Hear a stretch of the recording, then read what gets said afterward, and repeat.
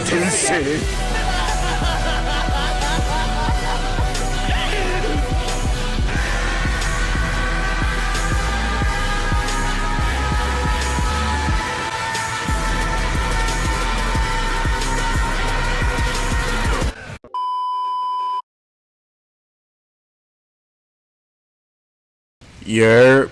Now I'm back with another video. It's been a while since I've done an actual video. I've been working on that new project if you haven't seen. But let me do this like a proper video. I don't usually tend to introduce myself or whatnot. I just get straight into it with my try to holler at you guys. But my name is Akashi if you don't know. But the only reason I'm deciding to do a normal introduction for this video is because I want to talk about my series that I've actually started, this learning PvP. I'm trying to do, I have some videos already done, but I'm trying to release them on a regular basis. So I've done the introduction, that was today, or the day I'm recording this, Monday, and I intend to drop the next episode or the next video. I'm gonna start simple with key blast cancels, and that's gonna upload the next day, because the introduction is not really telling you nothing. It's not really showing you nothing. It's more of an explanation of as to how I came about doing it, what I intend to do, how it's gonna play out, etc, etc. Just information. But on a consistent basis, I haven't really figured out how often I'm gonna upload that series, so bear with me with that. I don't feel like it should be like a weekly thing, because you'd want to learn as fast as possible, and I don't know why I would hold it back. So I would say, I don't know, every 3 days. I feel like that's not too bad, because it kind of spreads out my content as well. I could upload some other videos in between, work on other things in between as well. But that's not the purpose of this video. You click this video because, as it states, it's my opinion on Ultimate Battle as a whole. I've spoke about this before, but my opinion has changed a bit as I've got into it, because I wasn't really thinking about it first getting into it. I was really just getting into PvP no matter what, because at the end of the day, skill prevails. It doesn't really matter what team you have. Of course, they just have to be ranked up. If you've got the best skill in the world, more time you're not going to get touched. That's pretty much just it. I can't really say more than that. Obviously, your team does make a difference as to how much damage you can take and whatnot. But if you're that good of a player, you won't even get hit, so the damage you take won't even matter. But let's actually get into that. But before I get into that, I don't really say this at the beginning of the video. I usually just say it at the end, but some of you guys might click off before that. So I want to ask that if you're here and you've made it 3 minutes into the video, press the subscribe button, because I want you guys a part of my journey. We're going straight up. I'm going to say it again at the end if you're still here. Then I'll be even more grateful that you even made it to the end. But yeah, press the subscribe button, leave a comment. You probably saw at the beginning, I like comments more than anything, because that gets me to interact with you guys, gets me to know what you guys want.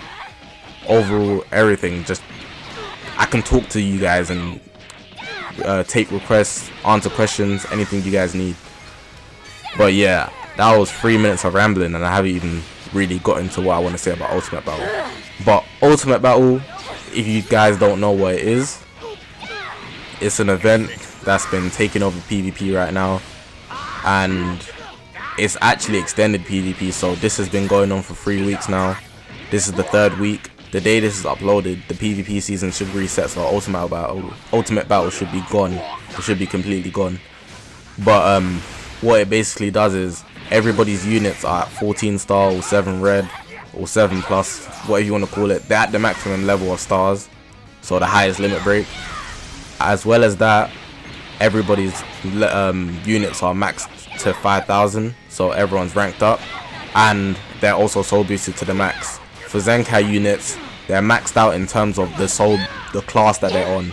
So if they're only on the first class of the Zenkai Awakening, then they'll only max out that set of panels. They wouldn't max out the next lot and the next lot. So that's overall what Ultimate Battle is. But speaking on it, now let's get into it. First thing I want to get into is the fairness around it. That's actually something that I do actually like, but I can say it's not something that should be consistent at all. I don't feel like this is something they should do regularly, because I'm not a whale. I'll put it out there. I'm not a whale. I'm not gonna say I'm the most free-to-play player, but I'm not a whale at all. But I can understand from a whale's perspective, if they were to spend X amount of money on the game, and for everybody to have every character at 14 stars, I feel like that's kind of, it takes away the purpose of you spending. Besides from the fact that you get a higher chance of unlocking a character or pulling a character in summons, because obviously, just because in Ultimate Battle you get 14 star characters, doesn't necessarily mean you can use characters you don't have. You can't use characters that you don't have. So whales obviously have the advantage of the higher chances of pulling more characters, but for those who just have everyone at 2 star, for example, and whales who continuously summon so that they can get higher stars and limit breaks on people, they probably feel like, wow, like I wasted all this money and there's this Ultimate Battle. But in terms of fairness around actually playing the game, I feel like it's a very good thing. Like, every time I play PvP, I don't know if the player is going to be amazing or I don't know if they're going to be trash, because I can't tell based on things that they have around their player. The only thing I can pretty much look at is the amount of good games, the actual rank in the season at the moment, if they're higher than me or not, and their equipments. I look at equipments a lot. If they've got like B equipments or A equipments, maybe not so much A but more so B, I tend to not take them more seriously, because they must not be a committed player to that extent to have only B equipment, like at least A. Like, you want to have better stats for your players. It makes your life easier when you PvP or try to pass stories, events, anything. So that's one thing, just overall fairness. I like it in terms of battling people that you're playing, because I don't know if anyone's good or anyone's bad, so I'm not judging by their cover. And it also gives an even playing field in terms of skill. So it's just literally, if you're bad, you're bad. You're gonna lose more time. There's obviously other factors that I'm gonna get into in a bit, but more time. If you're bad, you're bad. You're gonna lose the game. And everyone's got even stars. So the only thing that pretty much makes the difference is possible characters that you might not have unlocked, and your team formation. Like, if I'm running Super Vegito and you've got a regen team, obviously Super Vegito at 14 stars is gonna wreck most regen units because of Vegito's unique ability, and that's just how it is. So besides from the team formation, everything's pretty much just skill based. That's the one thing that I do like about the Ultimate Battle. But just to put it out there, the fact that I was gonna mention that actually takes away the skill factor is that in PvP, rise and rushes are always on, so it's not something you can just turn off. So even though it is a more skill factor in PvP, especially with this Ultimate Battle, rise and rushes still leave out RNG. Like, it makes the battle always to one level. Like, some people might get 2 rise and rushes before you even get 1, and that's very annoying. I've seen someone get 3 before I got 1, and then when I got the 1, they picked it. So things like that just happen, and that's always going to be annoying.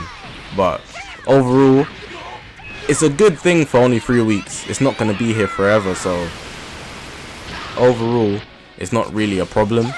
It's only for 3 weeks, and they've also added that equipment thing.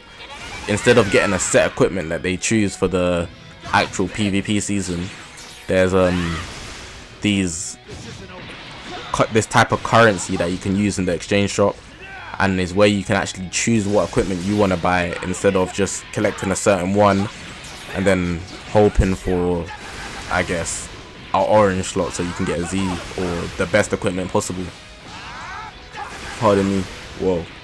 But it does make it much easier to grind equipments overall, especially with the new added thing that they added last week's update with all the LFs and whatnot. You can actually upgrade multiple equipments at once. Now, I find that amazing, because I dropped a video recently on how to get Z ranks equipment.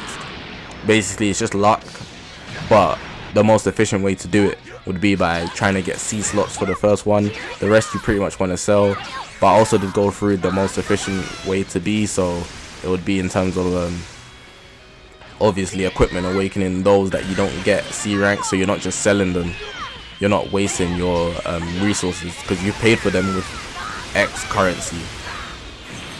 You want to use it, you don't want to just sell it for Zenny that you probably don't need, considering you're grinding equipment. So yeah, the fact that you can upgrade multiple equipments at once, that's overall good as well. But PvP, I see a lot of people say that it's pretty much dead. Overall,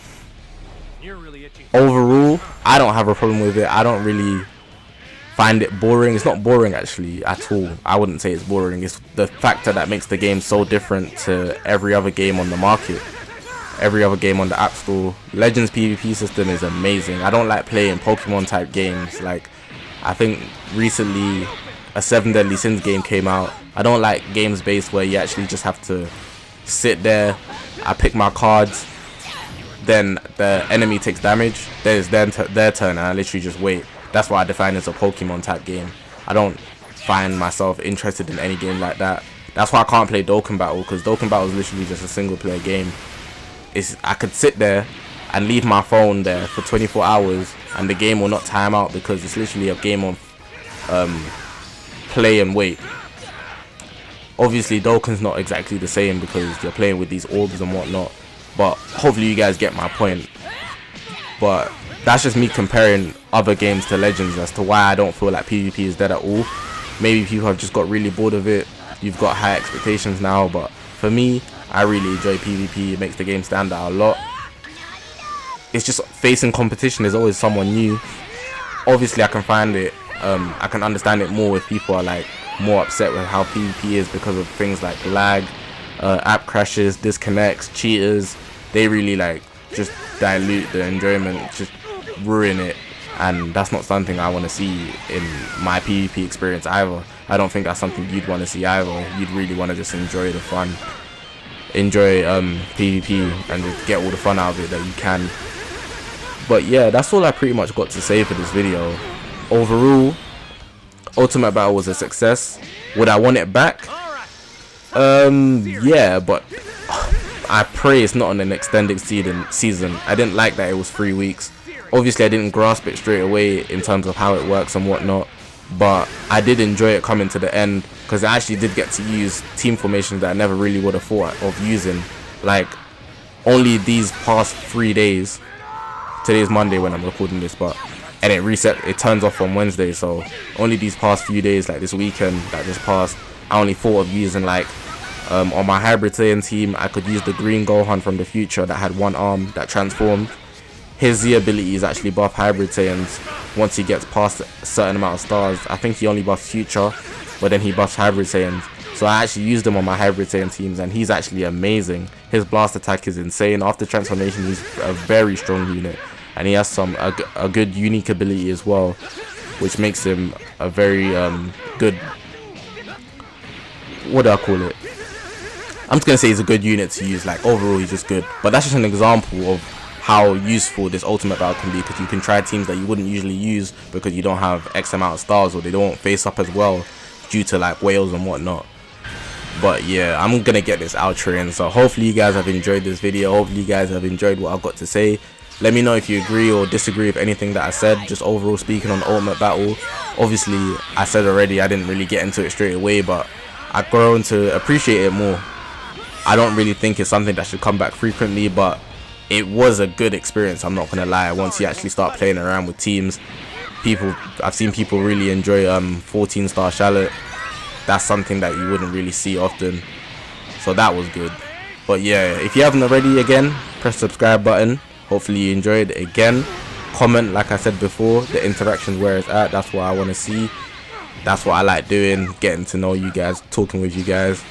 But overall, for the 3rd time, hopefully you guys have enjoyed the video. I'm gonna let you guys see the ending of this video, but besides from that, I'll see you guys in the next one.